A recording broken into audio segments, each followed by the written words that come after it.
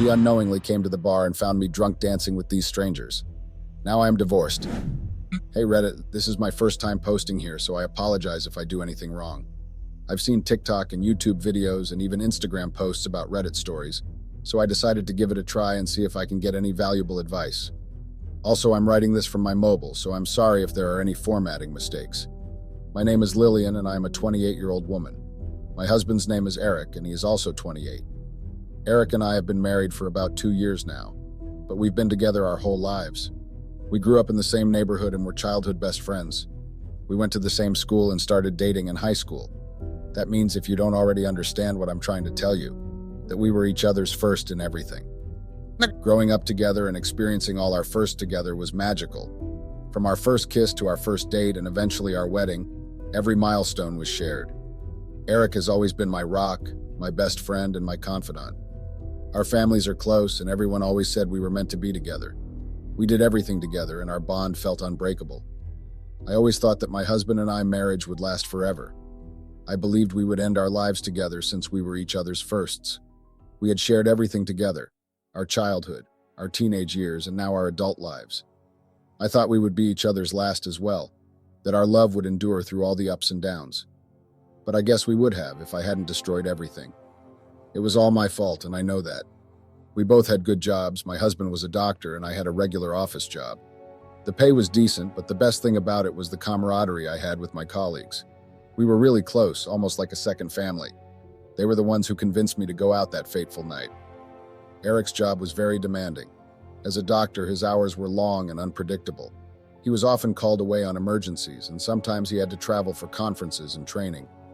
At first, I tried to be understanding and supportive. I knew how important his career was to him, and I admired his dedication to helping others. However, the loneliness started creeping in. I found myself alone more often than not, eating dinner by myself and going to bed without him. Our conversations became shorter and less frequent.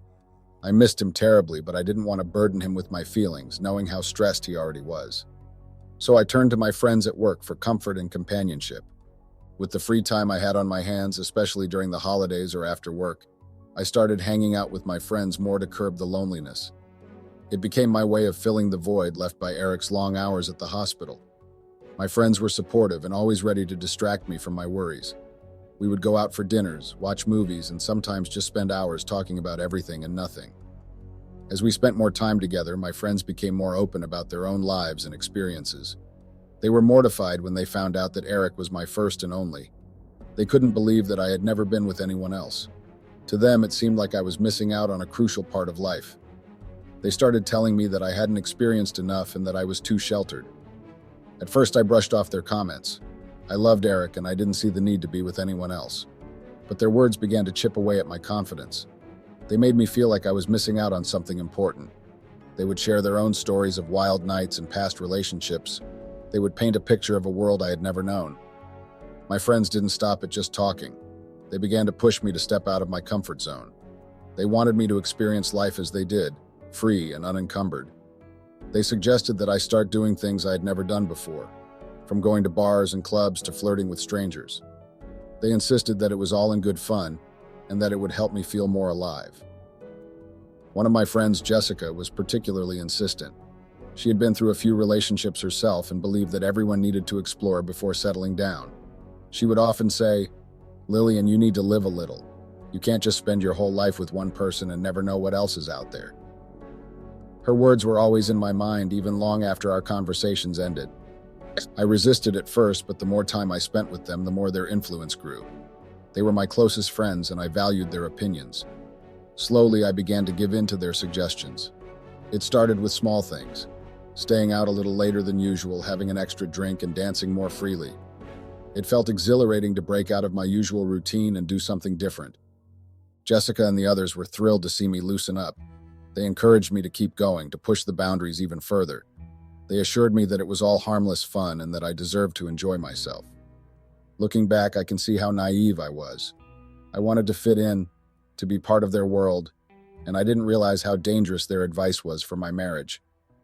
The more time I spent with my friends, the more I listened to them and loosened up, wanting to fit in. My husband Eric and I had been married for 2 years, but lately I felt like he wasn't even noticing me. Eric was always busy with his demanding job as a doctor, often working late nights and weekends. Our conversations became less frequent and more superficial, and I started feeling unseen and unappreciated.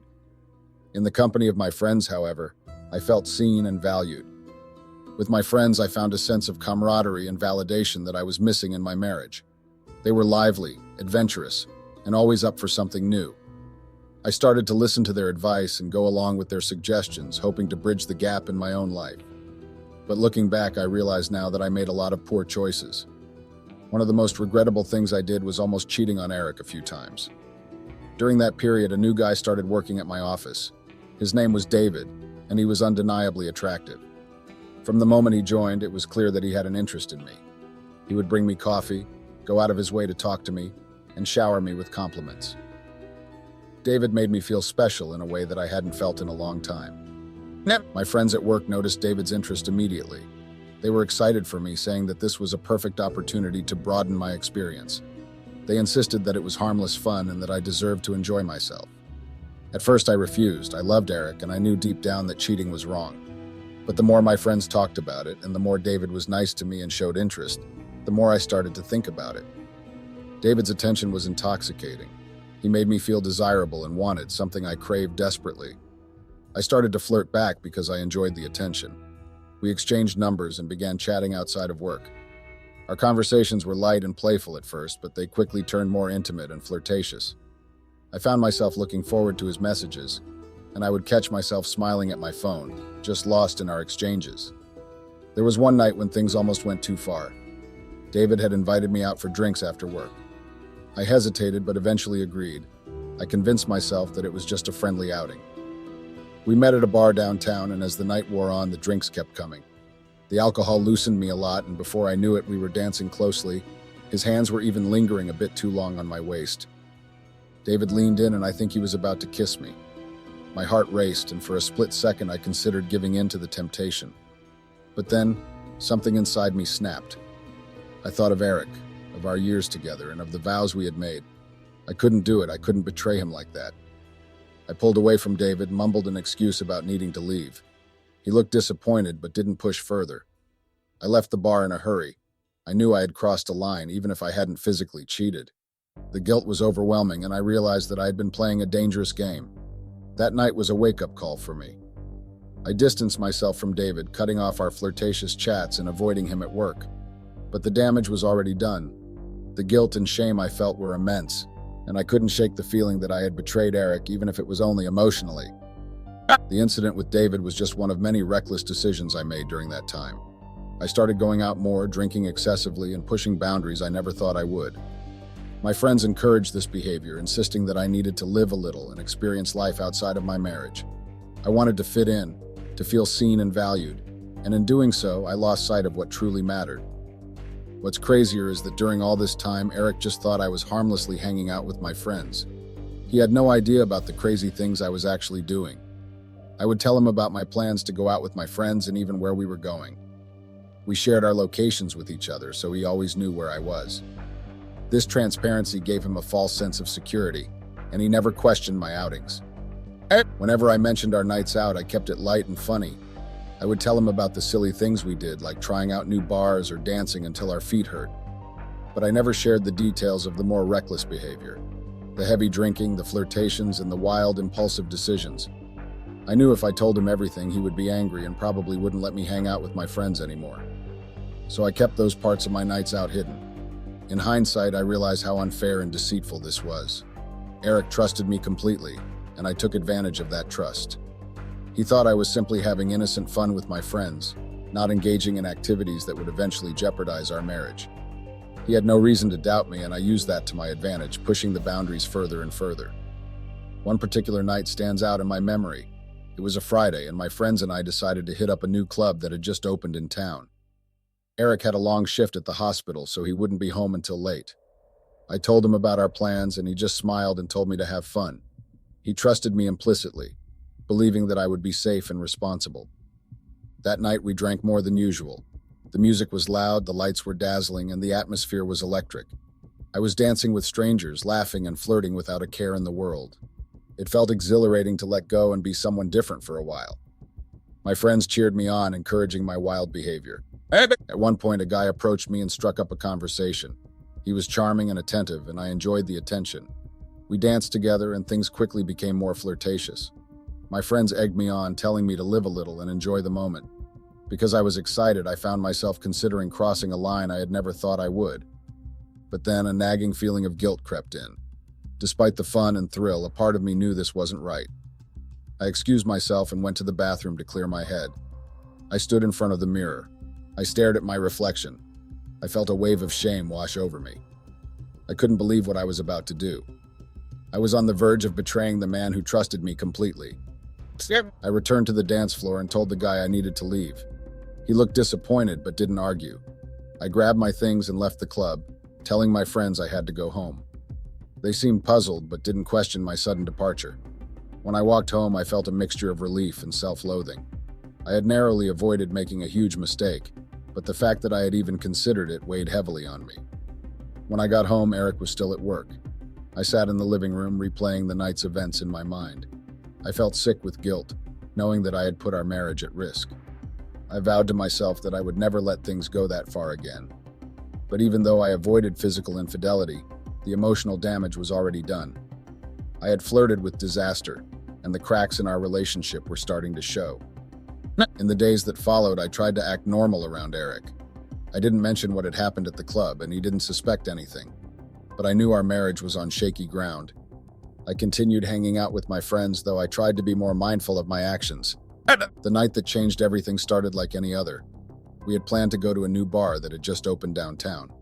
I was hesitant, but my friends convinced me that it would be a great way to unwind. Eric was on a weekend shift at the hospital, so I didn't have to worry about him coming home early. We arrived at the bar, and the atmosphere was electric. The music was loud, and the place was packed with people dancing and having a good time. My friends immediately got us drinks, and we started dancing. It felt amazing to let go of my worries and just enjoy the moment.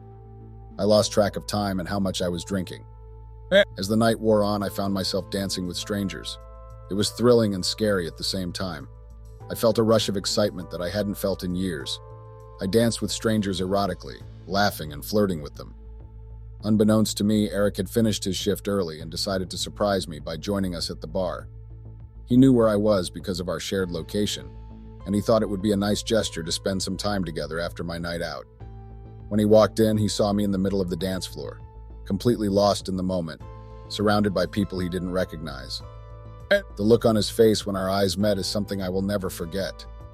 It was a mix of shock, hurt, and betrayal. He had trusted me, and in that instant he realized that trust had been broken. Eric demanded to know what had been going on, and I had no choice but to come clean. I told him about the nights out, the flirting, the reckless behavior. I admitted that I had been seeking attention and validation from others because I felt neglected and unseen. His response was a mixture of anger and sadness. He couldn't understand why I hadn't talked to him about how I was feeling instead of turning to others. We left the bar in silence, and when we got home, all hell broke loose. Eric confronted me again. He demanded to know what I was thinking. He felt betrayed, and I couldn't blame him. I tried to explain that it was just a harmless night out and that it didn't mean anything, but he couldn't get past what he saw. He said he couldn't trust me anymore and that our marriage was over. Eric also demanded to know what I was thinking, why I would behave his way. He couldn't understand why I would put myself in such situations. I tried to explain that I felt lonely, unseen, and unappreciated, but my words sounded hollow even to me. Eric couldn't get past what he had seen. He said he couldn't trust me anymore and that our marriage was over. Despite my pleas and apologies, he refused to forgive me. The next day, he kicked me out of the house and said he wanted a divorce, and my world came crashing down. I had destroyed the one thing that mattered most to me because I let the influence of others dictate my actions. I was devastated. My world crumbled around me as I realized the gravity of my actions. The influence of my friends, the loneliness, and my own poor decisions had led to this moment. I had destroyed my marriage, and there was no turning back. Eric filed for divorce, and despite my pleas and apologies, he refused to forgive me. My friends, the ones who encouraged me to live a little, are no longer around. They distanced themselves, perhaps out of guilt or because they didn't know how to handle the situation. I'm living with my parents, who are disappointed and angry. They remind me daily of what I lost and how foolish I was to throw it all away. I'm trying to find a way forward, but it's hard. I know I made a mistake, and I've learned a lot from this experience. But the pain of losing Eric and the life we built together is still fresh, and I'm struggling to move forward. I guess I'm sharing this here because I need advice. How do I move on from this? How do I rebuild my life after such a devastating loss? And how do I forgive myself for the mistake I made? Any advice or support would be greatly appreciated. I made a mistake, a big one, and now I'm paying the price. I also hope that sharing my story here will help someone else avoid the same pitfalls. Thank you for reading. Update. Hey Reddit. Wow, I did not expect the kind of engagement that I got on my last post. A lot of you had so many questions, and I'm sorry if my last post was a little too fast. I just wanted to get everything out of my system. Let me explain some of the questions I've frequently been getting. First of all, what about my friends? I think I mentioned this before, but they've all distanced themselves from me after this whole thing. In fact, when my husband confronted me in the club, none of them came towards us to even check on me or ask what was going on. They all pretended as if I had come to the bar alone and that they didn't know me, which is just crazy. So yeah, I have cut them off as they have cut me off. I had to take 2 days off work because of this whole thing, and when I resumed, they tried to engage me in conversations, but I ignored them. I've even turned in my 2 weeks' notice at work as I want nothing to do with those snakes. Since they distanced themselves from me, I'm distancing myself from them. I blocked them all. I don't even want any contact with them again. As for me staying with my parents, yes, that is true. After we got home and my husband confronted me, he thought about it, or at least that's what he told me, and then realized that he could not keep on living with me. He could not forgive me, and he could not forget what I had done. So the next day, he kicked me out. I had to go back to my parents, and that is where I have been for the past couple of weeks. Yes, my husband still wants a divorce. He is adamant about it and refuses to budge no matter what any of us say. I was not in the right frame of mind when I made that post, and I just needed somewhere to rant, complain, and unload my mind to see if I could get any advice on how to move on. I've been dealing with a lot of mental health issues. I want to see a therapist, but I don't see it as a priority. Not as my life is a huge shit show now. Maybe when things have calmed down a bit. If you're feeling neglected or unseen in your relationship, talk to your partner. Don't seek validation elsewhere, and don't let others push you into making decisions you'll regret. Trust and communication are crucial in any relationship, and once they're broken, it's incredibly hard to repair. Thank you for reading and for the advice. Despite the negativity, some of you have offered valuable insights, and I appreciate it. Update. Hey, Reddit. It's me again. I didn't think I would post another update because, like I said, I wasn't really in the right frame of mind when I made that first post. I wanted it to just be a one-time thing. I didn't want to constantly update, but I was getting a lot of messages and requests, so I decided it wouldn't hurt to fill you guys in on how things later went. It's been months, and I logged out of Reddit only to log back in again and see tons of messages asking for an update on how things went. So I decided it wouldn't hurt to update you guys one last time. First of all, my husband and I have gotten a divorce. I'm pretty sure you all saw that coming, and I did too, even though I didn't want it. It had to happen. I didn't really get anything out of the divorce since I wasn't a stay-at-home wife. I had a job. I had insisted that my ex-husband and I keep our finances separate. Even when my husband bought our house, I didn't pitch in, so I had no claim on it, and my name was not on the deed. So all in all, I didn't really get much out of it. We didn't have any debt to split, thankfully. After that, my husband told me not to ever contact him again and that he didn't want to be friends with me, even though I told him I wanted us to remain friends. Regarding my job, I left. I just couldn't continue staying in that toxic environment with those horrible ex-friends of mine. The atmosphere at work had become unbearable. When my husband confronted me in the bar and everything came to light and my so-called friends acted like they didn't even know me, it made me realize how shallow those relationships were.